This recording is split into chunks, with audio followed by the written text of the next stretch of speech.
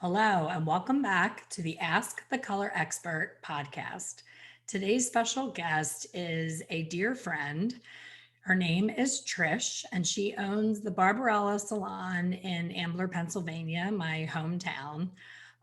She is here to chat with me about what it looks like on the salon owner side of things. I talk a lot about, being a colorist and color theory and all things color, but sometimes if you're listening and you are, an employee of a salon, you have a certain way of thinking about the owner, and I wanted to shed some light on the owner's perspective. So, Trish, thank you for taking time to be here today. Welcome to the podcast. Thank you. Thank you for having me. I'm excited to chat. It's so great to catch. We caught up, right before I hit record. We had so many awesome little gems that just the two of us chatting in conversation. We were both salon owners. How many miles are there between our salons? Not many. We're actually competitors, Yeah, which is, technically, yeah. yeah. Yeah, I But think we like never less than felt that 10. way. Like it never occurred to me, as someone who was doing a little bit of education. The last time I saw you in person, I think was I was doing a class in your salon, and Yeah. I thought about it the other day because my niece was just here visiting and I did her color, and I thought, wow, last time I did her color, she was a model at Trisha's Oh, salon. that's right. Yeah, she had hair. And I actually slipped in front of her at your salon about moving. We didn't tell anyone yet when she was there. And you and I were chatting, and I was like, "Oh my gosh, do you know anybody who wants to buy a salon?" And I'm saying it so openly, and I hadn't said it to anybody. And then it took a minute. And I was like, "Oh my god, my niece is in my chair. She's gonna tell my sister-in-law. My sister-in-law's gonna tell my like Right. everyone's gonna The know." whole wheel starts spinning. Yeah, But it's I out. We've know. moved. It's done. Yeah. Yeah. So And your nothing catastrophic salon, happened. Yeah. no one died. Everybody still has a Yeah. pulse. When we got together a few times, you were very similar to me in that you were at the end of your rope. You're like, oh my gosh, I just can't even do this anymore. It's so hard. And I was like, girl, I get it. I've owned a salon for 30 years. I know exactly what you're going through. And we had a lot of things in common as far as, what happens in a salon situation when things start to be, really busy and humming along and you're bringing in new employees. And then you have like the alpha employee that's like the boss that's not the boss that, tends to set the tone.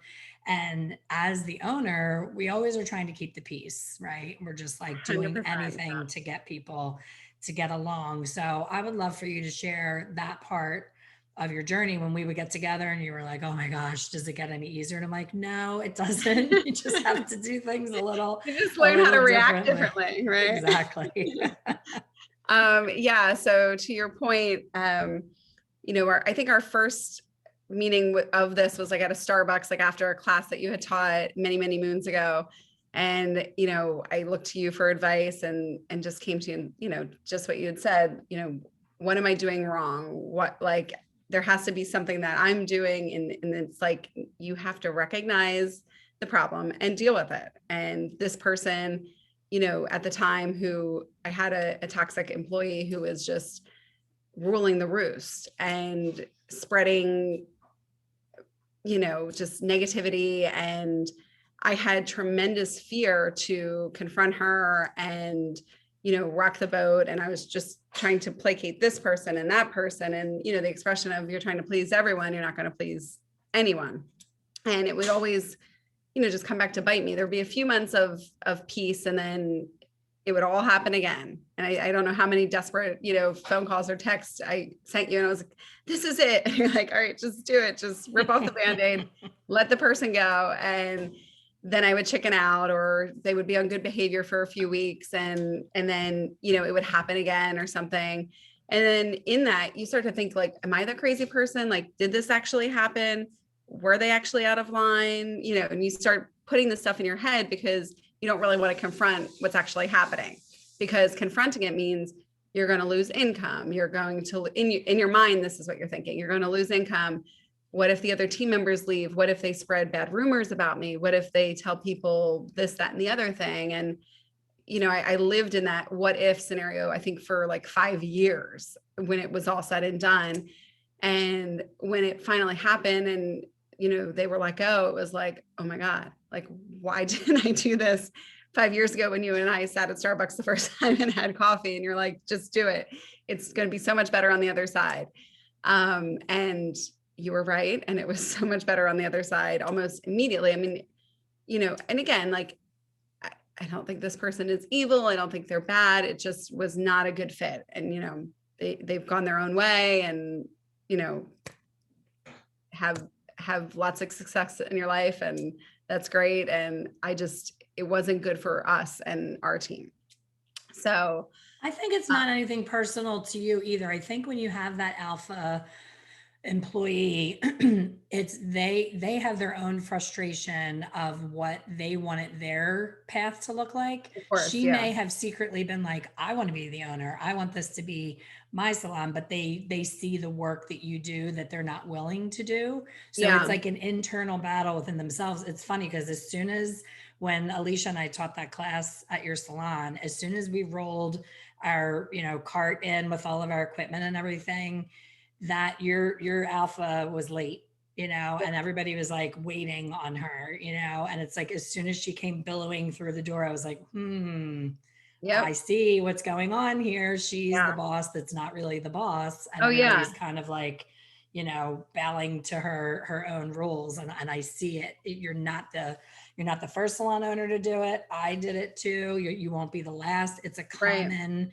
chronic issue in the industry because that person who's causing all of the trouble 99% of the time is the highest producing stylist. And that's why we walk on eggshells. But we realize what's going to happen is 3 of your people that have huge potential are going to leave one at a time because of that stale environment that's toxic. They're feeling it, but they're afraid to say something to you.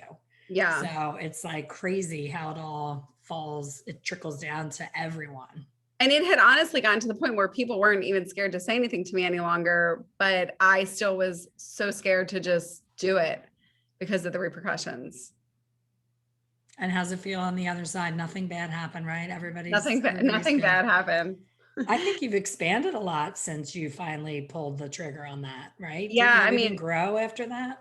absolutely. Yeah, I mean, we've had tremendous growth, and and again, I think it was like my internal like entanglement with everything. Like I was like blocking, to be on an energetic level, like I just was blocking opportunity that was trying to come in because I was just so like in turmoil, like I don't want to do this anymore. I'm just over this. Like I would come home and say to my husband, like, I'm just gonna quit.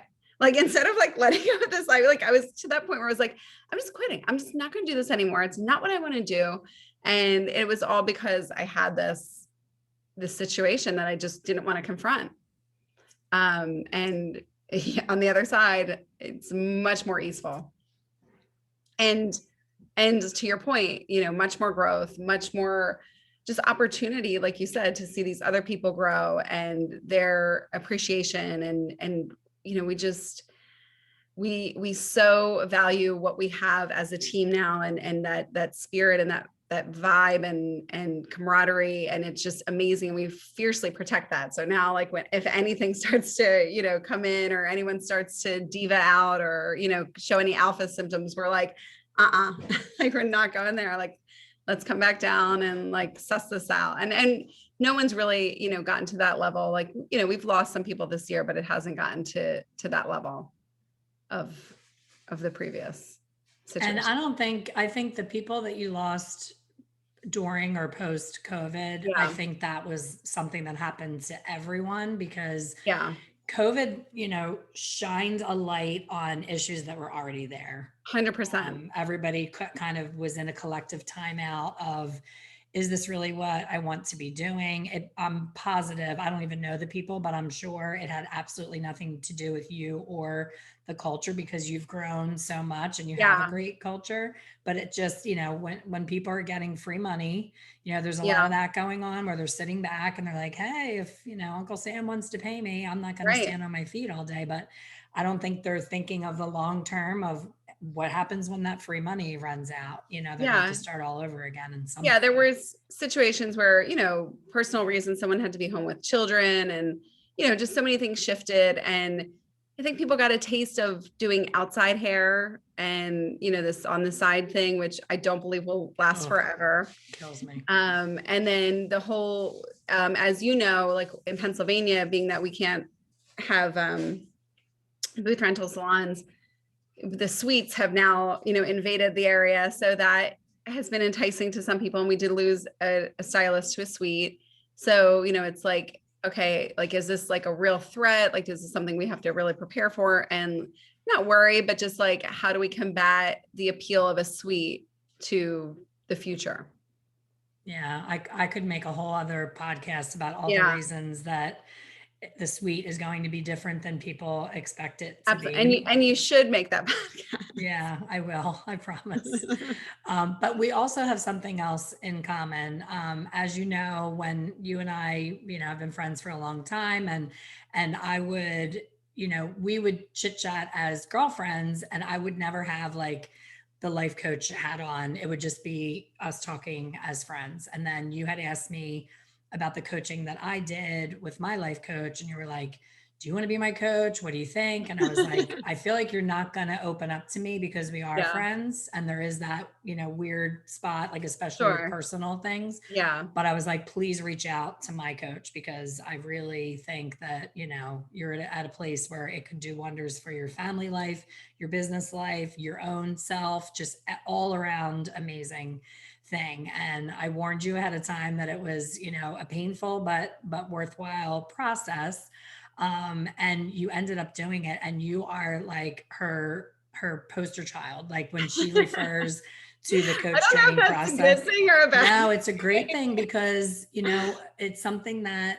you knew nothing about when we first talked about it. You're like, what? No one really understands the difference between coaching and therapy, and your results speak volumes about the difference between coaching and therapy because you shared with me before we recorded how it had such an impact on your marriage and your parenting. And we both said, God, we wish we would have done it when our kids were just a little bit younger, Yeah, because what we learned together as working with the same coach is what happens to your children from birth to 5 molds them into the human being they're going to be. And anything that didn't go right in those first 5 years is going to bite us in the ass, whether we like it or not. And yeah. of course, we don't have any intentions ever of doing anything harmful to our children. But like recently, Bryn, as you know, is 27 now. And we were talking about how I would say to her, there's going to come a time when you're going to be too cool for me and you're not going to want me to scratch your back when you go to sleep and you're not going to want to share your boyfriend stories with me. And she was here in Florida and I'm scratching her back and she's sharing boyfriend stories. And she's like, Mhm. I'm 27, Mom, it Yeah, still didn't happen. But yeah. she did share with me that I bought her this one single song. Um, I don't know if it was in a CD. It came with a book, and it was that song, I Hope You'll Dance. And Mhm. that was our special song. After 9/11, I was supposed to be in New York that day. And it was the only minority beauty focus I ever missed. And I was Oh, pissed at my wow. husband. He was giving me a hard time about going. So thank God he was being a jerk and I Yeah, didn't go. And we're all still here. But I was so shook by that I was like, I need to leave her with something that, God forbid, something did happen. This is the roadmap of like what your mom would want to tell you. yeah, So that song basically, and the book summed everything up. So she had it on this little shelf in her room, and I never made it home in time to put her to bed. Like it was terrible. I would stay at the yeah, salon. First it was 9 o'clock, then it was 9:30. And this is PM. Then it was 9:30. Then it was 10, 10:30, 11. Some nights I was getting home at midnight because, as you do too, oh, she's such a good client, and she has this special event. Let me stay for her. Let me come in early for her. No boundaries, no nothing. yeah. And Bryn said, I said, "Oh my God, you still have that? That's so crazy. I love that." And she goes, "Still have it. I cried myself to sleep every night with that song on. Oh my When you God. didn't make it home." I was like, "Oh, you don't even realize that they're sitting there waiting for you. When you Yeah. say, I'm going to be home by a certain time, their little brain is like, where's my mom?" Yeah. And she'll say, like, when it came time for her to take over the salon, she really fought it because she's like, that salon was like the biggest topic of conversation at every family dinner. It was always a point of contention and The problem conflict. child. It's your first problem child. She's like, yeah, that salon is more your child than we Yeah. were when we were little. And I can't go back and redo that. So I'm so happy your kids are much younger than my kids were when I found the coaching and found the answer really was me. Like, Yeah. you hear that saying, the fish stinks from the head down Oh and my the head. God. Well, Alejandra has said that to me many times, and now I'm like, I know, I'm being a stinky fish. Yeah, but you have such good intent. You're someone who people would describe as sweet. People would say, "Oh my God, Mhm. Trish is so sweet." You will I, never hear that about me yeah, ever. maybe kind. I don't know. Sweet. I No, don't you're sweet. You're know. sweet. And that adjective is never thrown around me Yeah. because I'm very blunt. I tell it like it is. I don't pull punches, but I am really sensitive, kind, generous. Like there's a lot under that hard exterior Yeah. that I get my feelings hurt easily. But it's like I always had the best intentions as a boss and a leader, but didn't realize that by being almost too kind and too mothering, I created that mother um, atmosphere in the salon that, like, if any little thing went wrong, call mommy, call Mhm. Elaine, text Elaine. Like, they never were taught to figure it out for themselves. And I'm sure as Yeah. a mother, I was the same way. I'm like, it's just easier just to do it myself than to try to explain. So, was that part of what you had to change? Like, what was your biggest shift from the coaching that you realized you were doing? Oh, I mean, so many of those things that you just mentioned. But actually, I think I actually took your advice previously to even coaching of, your history with the kids and not being there for things. And I started to shift away from so many nights and, it was down to like one night a week, every other Saturday. And still then when I started coaching with Alejandra, I was still holding on to a couple of those things. And it's like, why?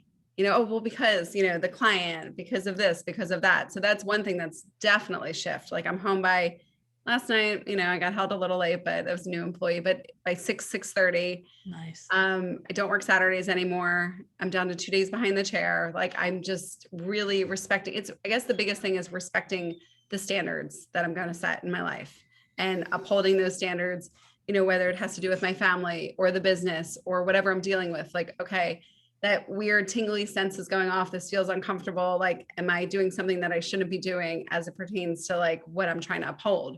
Because the minute I let go of that, then my employee sees that, well, okay, now I'm going to do that, because again, the fish stinks from the head down. So if you start to let go of those things, they will too, whether it's at home or in work. So it really, those standards just have to be upheld. Does life happen sometimes? And you're like, okay, I have to deal with it. Yeah. But like if 99% of the time you're working to uphold your standards or you say like, okay, I acknowledge that in that situation, I didn't do that. So, I really have to just like acknowledge that, own that, and this is the outcome of it. And now I'm exhausted or tired, or I missed my kid's game or whatever happened because I didn't uphold that standard. So that's been a huge takeaway. I love that you said the tingly, something's not right feeling because we're all born with that intuition, Yeah. but until you went through that process, you didn't trust it. No, it's like, we like well, I don't know if I've coined it, but like we're saying, obey those nudges. Like you have that nudge of like, I should, I shouldn't. I should call this person. I shouldn't call this person. I should follow like, and so many times we just go, I'm not paying attention to that. And now like, can't say I do it 100% of the time, but I'm getting closer.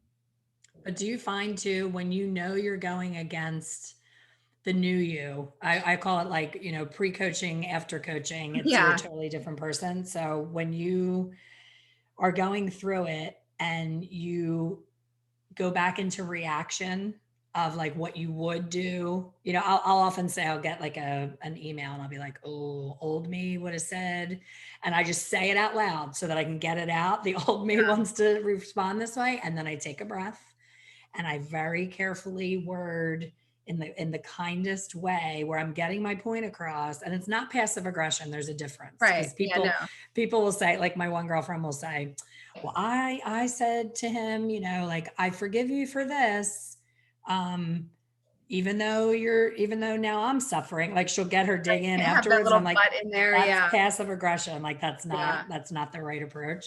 But whenever I go against it and I know that I'm going against it and I catch myself, I say, you know where this is leading and you know what the outcome is going to be, and it's not going to be good, and this is what got you in this situation in the first place.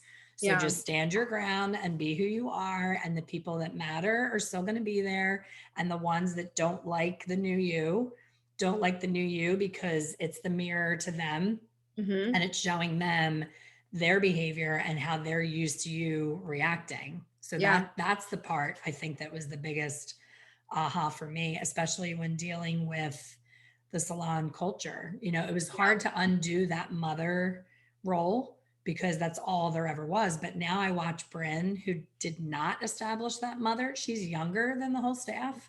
And she was concerned that that would be a negative. She's like, how am I supposed to go in there when I'm like so much younger than I'm little Bryn that was 12 years old when you opened that Yeah.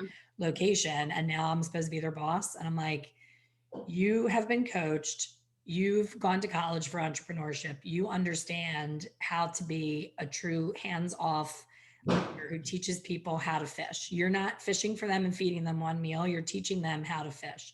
So as long as you put that structure in place, they're not going to call you when they're out of toilet paper or those little minuscule things that they could easily solve themselves. They're Right. not going to go to you because you're not training them to do that. So people treat you the way that you allow them to treat you. And the Yeah. minute you No. stop allowing it, it goes away. It's actually very simple when Absolutely. you No. get down to the bottom of it. I know, but yeah, we like to get in our own way 5,000 times before we get to that simplicity. And I actually had that same revelation of, I was controlling every situation, and you can't, because you can't be in 10 places at once. You can't do 10 things well. You really can only do one thing well.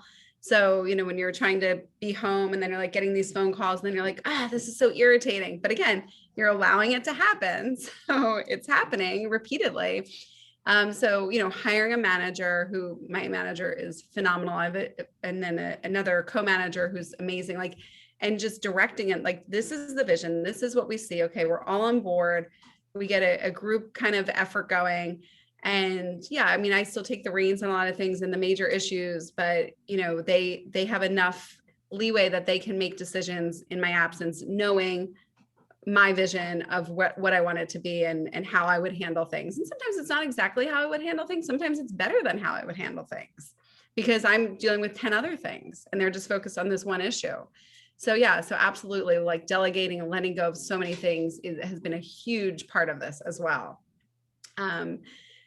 Yeah, so that, has opened up the door for me to do a multitude of other things that I didn't even think about, and again, when we first opened, I was doing payroll, I was doing bookkeeping because I didn't want to pay anyone and I didn't want, like, do those things. So again, realizing that there's people that do those things so much better. You do what you need to do and figure out what that is, not just, okay, I'm supposed to do this, I'm supposed to do that because I'm in this position. It's like you just lock yourself into this little box and then you're just constantly fighting to get out. And then you just go back in when you get scared or something comes up, and it's so all these things with the coaching has just been it's touched every single part of my life. Like there's not one point I could say that this was it or this was it, because it's just hit on every level. I love that. And I love that you brought up, hiring people to do the parts of the business that are not your zone of genius. Like, I've always Yeah. been terrible with financial thing, like with spreadsheets and profit and loss statements and the accounting and all of those things. And when I look back, way back, I think I was doing all the house bills, all the salon bills, all the payroll, all the meeting with I mean, I was doing everything and I was 5 days behind the chair, 12 hours a day. When I look back at that, I think, no wonder this hurts and that hurt. Like it's years of that abuse of my mind and my body. But I loved the behind the chair part. So I was like, well, I definitely don't want to give that up. But to your point, you're chugging along working behind the chair. You're charging prices that are much lower than you should be charging. If I was charging appropriately early on, I could have paid a bookkeeper and an account, all those people to do the things I'm not good at anyway. But we get stuck with this story that, oh, it's the neighborhood that I'm in. I was in a small salon off the beaten path. I didn't have, a good location, and it was all word of mouth advertising. I was 22 years old. I made my prices by, calling the 3 salons around me and going $5 less, whatever that it was. That was my business plan. So you live and learn, but there's something with that money story in our industry that's really screwed up all across the Yeah, board. When I 100%. see the statistics now in 2021 that the average income is still under $40,000 for a hairstylist, and you'll see on these forums, someone will say, I'm in Missouri. What do you charge for whatever? And I'm like, yeah, you're in Missouri, but is your salon 2,000 square feet in a Yeah, mall with triple net lease? Like, what are the other factors that go into right. it? It's not apples to apples, Yeah, and it's like a chronic issue in the industry. And you brought up the suites, which is scary for us commission owners. But what's going to happen with the suite is people, when they're talking about it, they're like, Trish is making 50% of everything I bring in. And they really believe that you're oh keeping yeah, all 50%. You don't have a have it single bill. all in my mansion. It's all in your Louis Vuitton handbag. You're carrying it around a wad of cash. So that's the story. So then they go, oh, a suite is, I don't know what's the going rate, probably 1,500 a month or 1,200 a Yeah, month. So the suites are smart where they break it down to weekly numbers because it sounds much more attractive. So they're like, wow, for 300 bucks a week, I can have my own salon. I do 2 highlights and bring in $300 a week. I am going to make so much money. And they don't realize that the workman's compensation, the insurance, the overhead insurance, the slip and fall and damage and all that stuff. I can't think of the name right now. Liability, overall liability. liability of the salon, and all the taxes and all the fees and all the licensing and all the things that come out of that. I think they're gonna get to the end of that first year and you're sitting in this room totally by yourself. I did it for Yeah. 3 months here. I felt like I was in a permanent timeout. I'm like, where are my people? Who can I tell funny stories to? I'm so lonely. Yeah, And not to mention, we don't eat lunch as it is, but when you have a person in your chair processing and you're in a 200 square foot space, you feel like a little bunny rat. I was like trying to like eat kind of hiding. in private. I'm like, I don't want to leave this person by Yeah, themselves we didn't really have a break room anyway. There was like a laundry room. That was it. But the whole thing was just, I'm like, part of why we get into this industry is the relationships with the other coworkers. Like we tend to be closer and spend more time with our coworkers than our own families. We spend such absolutely. a big chunk of time there. So I think hang in there. I think that our size salons are going to be the ones that stand the test of time. I think the Yeah, larger salons are going to suffer, and the individual suite thing is going to, I see it like the suites that I rented here. None of the same people are there, and it's yeah, been less than a year. The turnover is incredible. They just keep yeah. filling it, and people think it's going to be great. And there are success stories. There are people that really should have Sure. their own Yeah. suites, No, but absolutely. Yeah, no, I totally agree. But to that point, that camaraderie that, let me bounce this off of you, or, oh, like this isn't turning out the way I wanted it to, like, what would you do in this scenario? Because we've all been there. And that's, if you're sitting there alone, who, like, what are you going to run to the next suite of like someone you don't know? Like, it's just, it never appealed to me, as much. I could see the appeal to someone with that way of thinking, like, oh, they're getting this.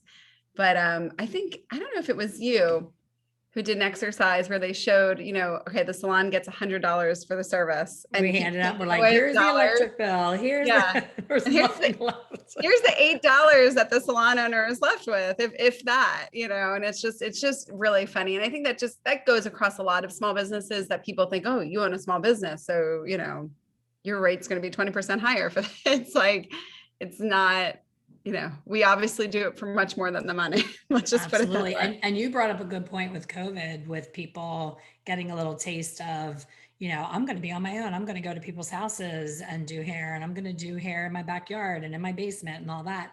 But what they didn't predict was when the government came through and said, you all need money to live because I shut you down, they didn't qualify for any of that.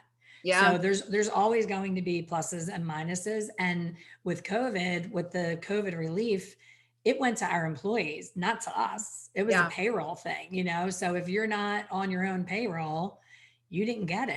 Yeah. So, they're the things, the intricacies that people just don't see. And if they always think, the big bad boss, has the great fancy car and gets to keep all the money, but most of Yeah. them are leasing that fancy car, and they're Yep. one bad week away from getting it repossessed. Because Yeah. what happens is we start feeling sorry for ourselves, and we're like, oh my gosh, I am working 60 hours a week. I'm doing this, and this, and I'm driving a piece of shit. And my employees have a nicer car Have than me. nicer I'm cars. getting a nice car. And then you get it and you're like, well, I can't really afford this car. And now I'm stuck with it. So it's all ego when it comes Yeah, to that. And absolutely. it's showing the world you're doing better than you really are. And it ends Yeah. up biting you, because then your staff thinks that you're doing better than you are. Absolutely. Yeah. And it's not the case. Yeah, I had one employee, someone told me recently that she always used to say, anytime I went on a vacation, she would say, oh, I guess we're paying for her to go on another vacation. What she didn't know is that I was frequently traveling because I was running away from my miserable life. Right. It wasn't because I was so Yeah. flush that I was like, woohoo, let me go on vacation. I was like using points from the credit Yeah. card from all the giant bills of the salon. Right. Yeah. So I'm Of course. flying with points. I'm staying in hotels with points, because my credit card, I'm spending hundreds of $1,000s a year on hair color and cotton and gloves and all this other stuff. So finally, okay, I'm going to use my points for a Marriott and get the heck away from my miserable life. And on the plane coming home, we talked about that tingly, sick feeling. I would have that sick pit in my stomach feeling as soon as the plane popped out the wheels and you could hear them drop, and I would hit the ground as soon as we hit the internet connection. Badoop, badoop, badoop, badoop, badoop, badoop. All the text, all the crap just at me as soon She as said, I she land. said, she said, she Oh, said. make sure Yeah. that we can talk tomorrow Yeah. because so-and-so did that. I'm like, Yeah. do I run a preschool or a Right. salon? I need to have Like, a I'm meeting little with you confused. ASAP. It's like, oh, The if I minute never you get one of those return. again, I'll be such a happy woman. And it goes back to the coaching. I was Yeah. like, okay. And I would go right in the next day and be like, come in my office, tell me da da da. And it would be a gather and dump. It was nothing useful. It was nothing necessary. It was like a tattletale Mhm. session of this one did this and this one did that. To which I would say, did anything burn down? Are the Yeah. curling irons okay? Did anybody get hurt? Is everybody in one piece? Then I don't need to know it. Let's move on. Let's start fresh from here and move forward. Yeah, I have this great sign in our back room, and my daughter made it when she was in kindergarten. In like they have guidance, throughout their class, and it has a little pig on it with an X through it. It says, "Don't squeal unless it's a big deal." And literally, it says, like big problems, not big problems. And I hung it in the back room. I love like, that. It was super passive aggressive, but I didn't care because it was like, literally, look at this. When you're coming to me about like, we're out of 20 volume, or we're out of this, or we're out of that, and I'm on vacation, you're calling me about something that I can't do anything about, but you just want to complain because of whatever. It's like, really, like it's just beyond. So but then when something was very wrong, like a leak in the ceiling, the sump pump wasn't working in the basement, not a word. Like I came into like 2 inches of water in the basement, and I'm like, was anybody gonna, I didn't know whether I'm like, are you kidding me? Something to reach out about. I can't speak to that, because I will say that I heard about the good and the bad, more about the bad, but and it would always be like prefaced with, I'm just looking out for you. So I thought you should Mhm. know that she was on her phone all day while you weren't here. And, she did that. It's like, come on. Yeah. Tell And us really why. what people don't realize is my favorite saying is be who you are when nobody's watching. Mhm. Because when the boss is away and everybody plays and the whole culture changes, you're not hurting Trish. You're Yeah. hurting your chances of being successful behind the chair because who sees your behavior is that client in the chair next to you. Yeah. And when their person, like if Nina calls out sick, they're not going to want to see the girl that was on her phone all day. Yeah. Clients are noticed. It doesn't matter if you police it.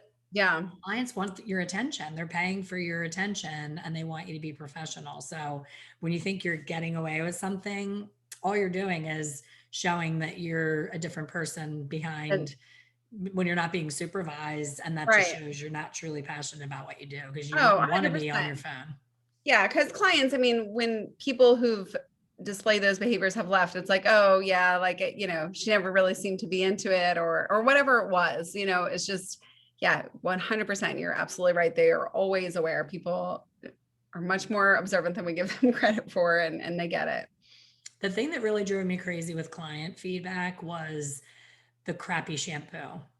We would have somebody for 8 months doing shampoos all day, every day. And we specialize in color. So you have to make Yeah. sure you get all that stuff off Yeah. of the hairline, make sure they're not getting chemical burns. Yeah. And when the person would leave, either they chose to leave or were asked to leave, clients would go, oh, thank God. Every time I left, I had color all down. I'm like, why would you not say anything? Like, that's something Yeah. that you speak up about. That's not being gossipy. That's like a health hazard, you know? Yeah.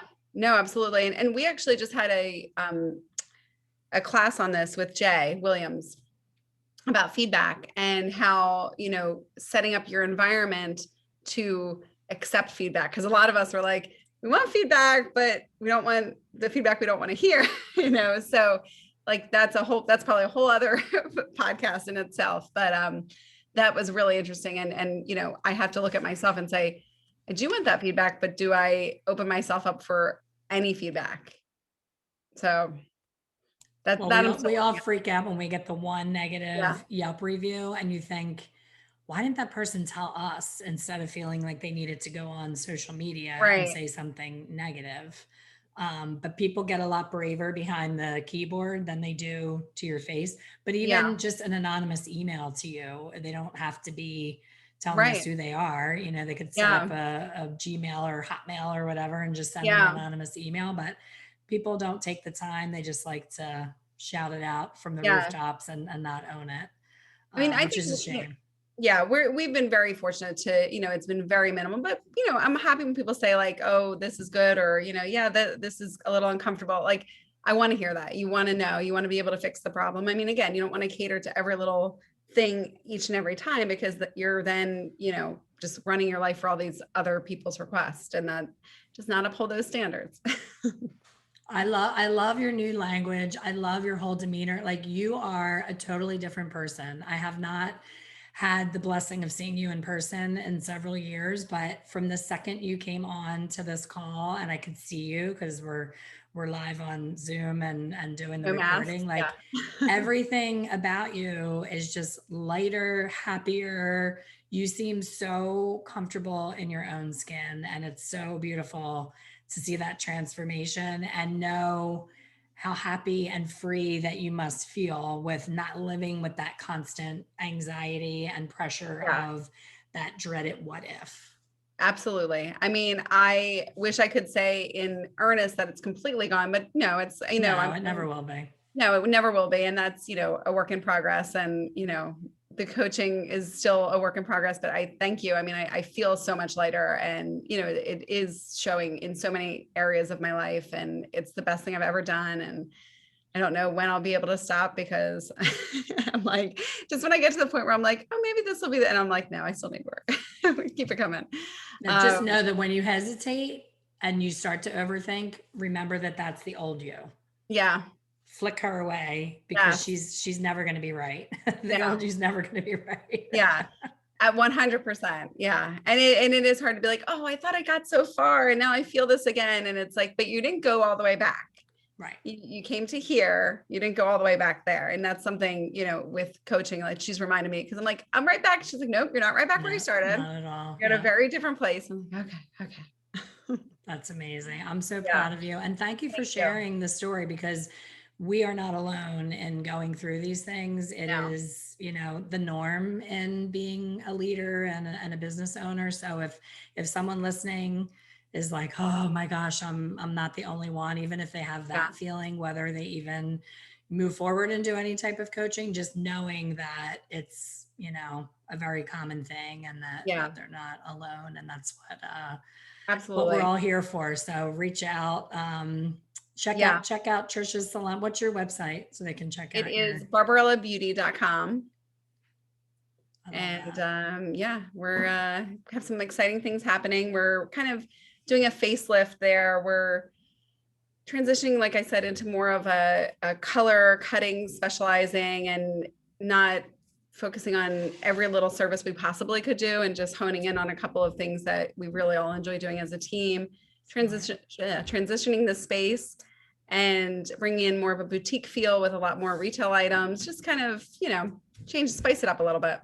Nice. Yeah, Well, very exciting I stuff will this be following your my journey. progress and Yeah. journey, and definitely stay in touch. Thank you Yes, so as always. much. It Yes, was thank you. wonderful catching up, and You thank you all too. for listening. We'll see you on the next one. Thanks, Elaine.